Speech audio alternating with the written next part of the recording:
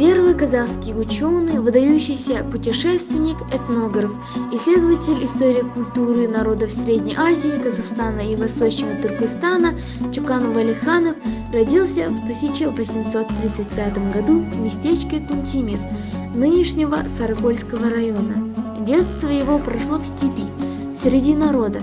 Первоначальную грамоту он получил в родном поселке Кушмуруне, в частной казахской школе, где научился арабскому языку, получил представление о восточной поэзии и учился рисованию.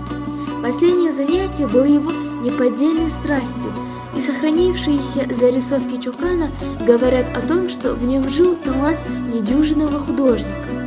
Отец с малых лет привлекал Чукана к сбору материалов, касающихся легенд и народных преданий, и вовлек его в круг высокообразованных русских ученых, инженеров, офицеров.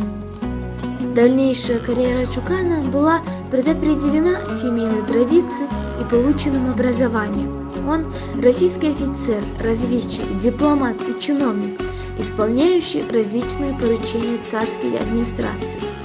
Уже в кадетском корпусе у него зародилась страсть к путешествиям и мечта открыть миру неизведанную Азию.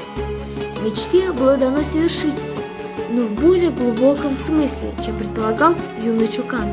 Он не только исследовал и описал неизведанные европейские науки места как географ, путешественник, он приоткрыл завесу над самым центром Азии – человеком, его историей, образом мысли и чувств.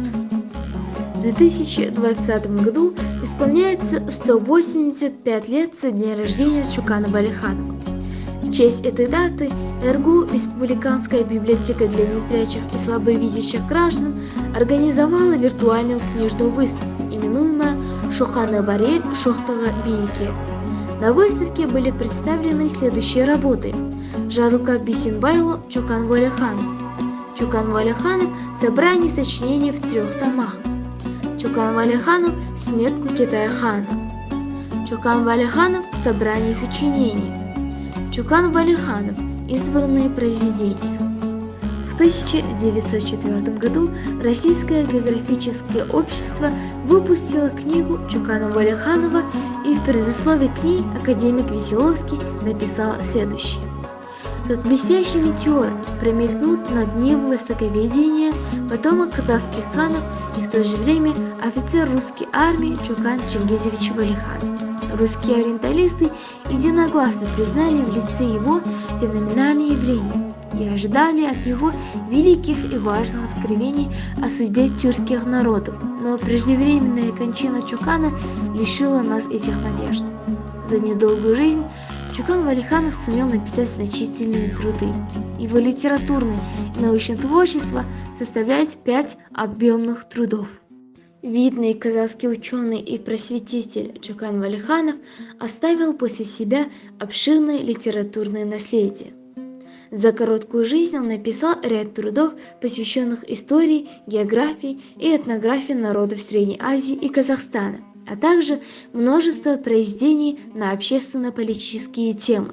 Несмотря на молодость, он был крупнейшим ученым, у которого сформировался энциклопедический взгляд, который по-новому задал ряд вопросов в науке того времени.